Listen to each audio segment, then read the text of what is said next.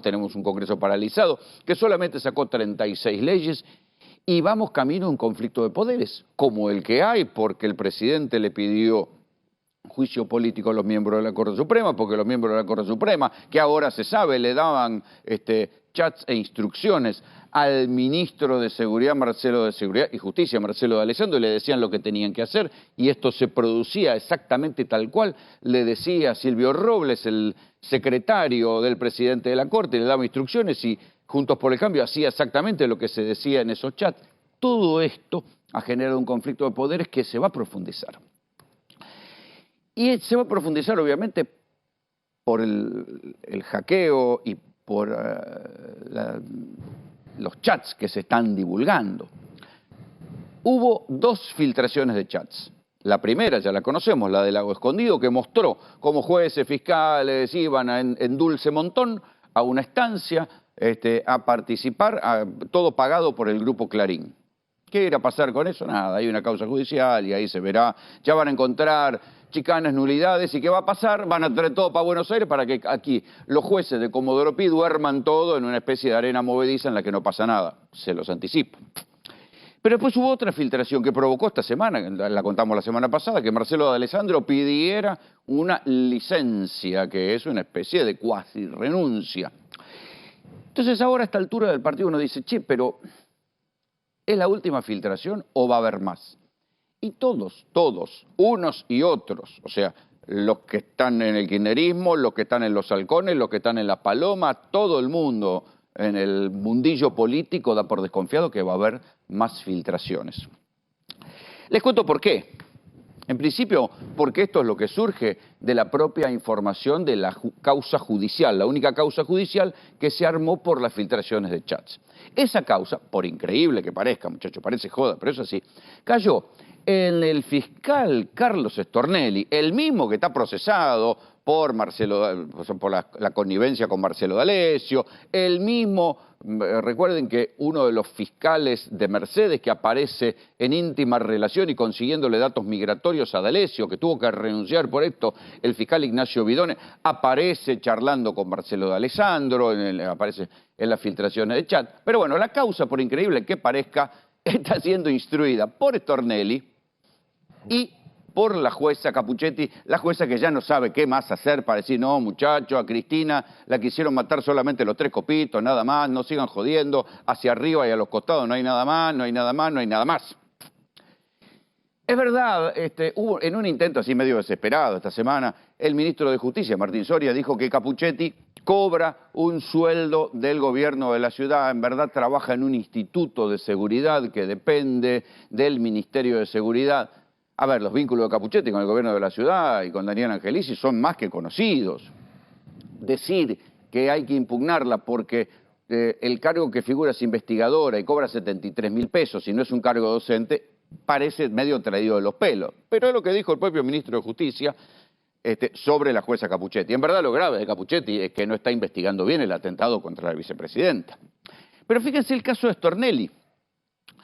Stornelli, que fue el mismo que activó aquella causa, ¿se acuerdan? La causa PUF, cuando se supo que Stornelli había una causa que lo involucraba con Marcelo D'Alessio por maniobras de sospecha de extorsión y de cosas por el estilo, que se abrió en el Juzgado Federal de Dolores, Elisa Carrió abre una investigación con una filtración de inteligencia que fue la causa PUF.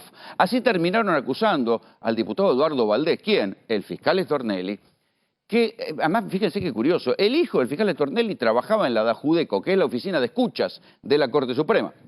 Desde ese lugar, Elisa Carrió dijo que le llegó un sobre anónimo, que le tiraron andá a saber por dónde, por abajo de la puerta, no me acuerdo bien cómo fue, pero era un sobre anónimo donde decía que escuchas ilegales que estaban haciendo sobre los presos kirchneristas que estaban en Ezeiza, decían que había un complot para hacer caer la causa Cuaderno que había instruido Stornelli.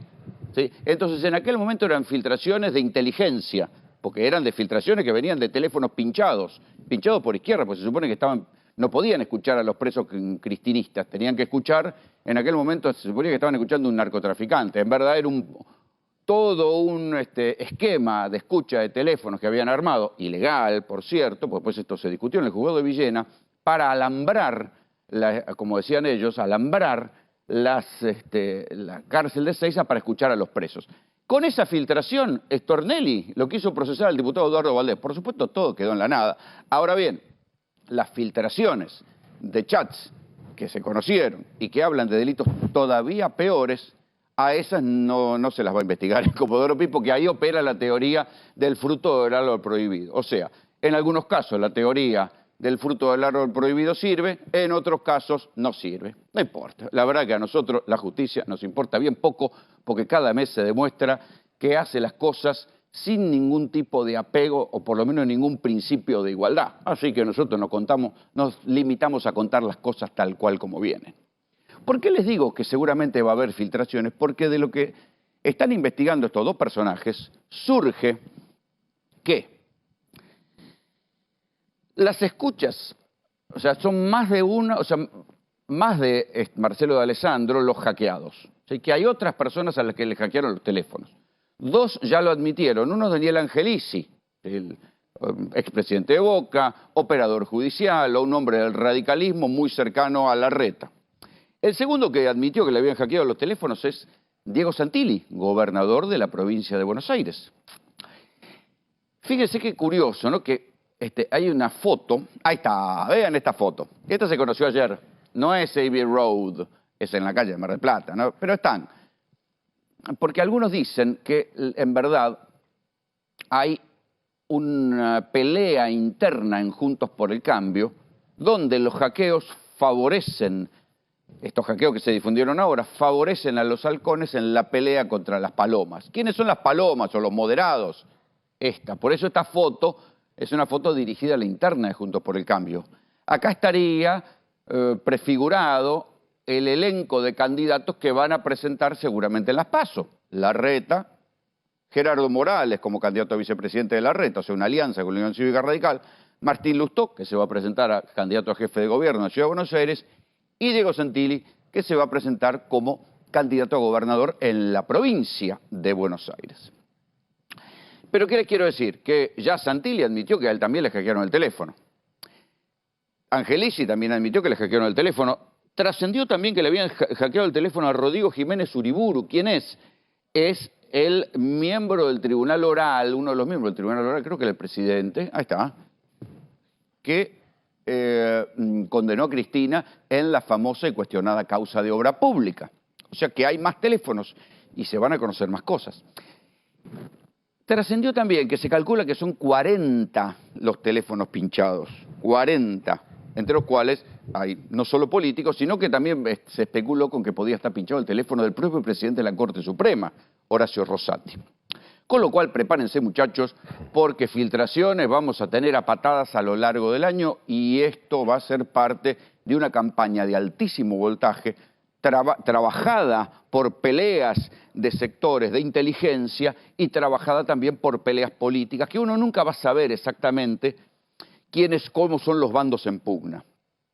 Porque desde el gobierno, por supuesto, dicen nosotros no fuimos, desde Juntos por el Cambio dicen son los cristinistas, son los kirchneristas, le echan la culpa a Agustín Rossi, le echan la culpa al general César Milani, que en instantes va a estar aquí hablando con nosotros, porque hay la serie de acusaciones que hay contra Milani con que él maneja estas pinchaduras, son tremendas. ¿Qué es lo que se ve? ¿Cómo se hicieron estas filtraciones? Bueno, a lo largo de la semana se fue confirmando, por lo menos lo que confirma la causa judicial, no les digo otra cosa. Sospechan que las pinchaduras de teléfono se hicieron con el aparato que yo les mostré la semana pasada. ¿Sí? Yo les mostré un aparatito que se llama SimBank, que es un aparato con el cual se pueden hacer copias clonado de tarjetas SIM. Y una vez que te copian la tarjeta SIM, entran a tu teléfono, te lo hackean y de ahí te pueden bajar los chats. Cualquiera de nosotros conoce, y les ha llegado seguramente un mensaje, de alguien que te pide un contacto tuyo, posiblemente un amigo que te pide plata. Dice, mira, necesito que me transfieras una plata, bla, bla, bla, bla, bla, bla, qué sé yo. Y en verdad son teléfonos que le hackearon a alguien y por eso piden plata a los contactos.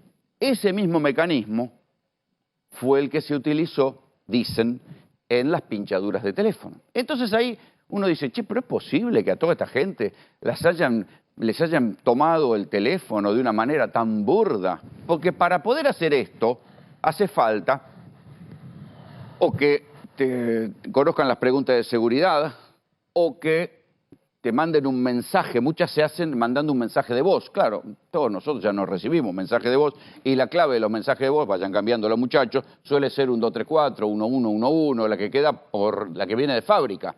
Entonces, muchos no nos tomamos el trabajo de cambiar la clave y así fue como les robaron el contenido de las tarjetas SIM. Hay otras hipótesis, pero más o menos por acá anda el asunto, y es esto, a partir de la investigación, insisto, de Capuchetti y de Stornelli, sospechan que eso se hizo desde la cárcel de El Dorado, en la provincia de Misiones. Ahora bien, ¿en serio unos presos se pusieron a hackear el teléfono de gente tan importante? Los presos hackean este teléfono, pero artesanalmente, para conseguir los teléfonos y después pedir plata. No da para pensar que fue así. Se hizo desde Paraguay y alguien cruzó, hizo desde El Dorado los llamados necesarios. No se sabe, por ahora no pudieron avanzar mucho en esto. Entonces uno dice, bueno, ¿y qué va a pasar ahora? Y lo que va a pasar ahora es que la campaña va a ser cruel. O sea, con todos estos chats, piensen que todos estos chats van a ser, si en la medida que hay 40 teléfonos más pinchados, va a haber muchas más filtraciones de chat porque van a encontrar conversaciones comprometedoras para mucha gente. Incluso no se descarten que haya conversaciones comprometedoras y cruces inesperados del oficialismo con la oposición. Ahí se explica también, va a haber que estar atentos porque en algún momento va a arrancar el juicio político contra la Corte Suprema.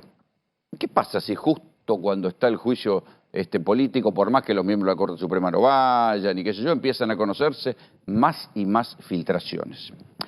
La verdad que en cualquier caso esto va a ser una campaña sucia, ¿sí? Esperemos que no incluya muertes. O sea que, porque suele suceder que cuando lo que se disputa es grande, y les aseguro que la próxima elección en la Argentina es una elección muy disputada, donde los intereses geopolíticos que hay en juego, gas, litio, la hidrovía, son cosas realmente importantes a nivel mundial, les diría. El litio tiene importancia mundial, el gas argentino tiene importancia regional, la hidrovía tiene importancia mundial. Cuando se juegan cosas como estas, no hay ningún freno.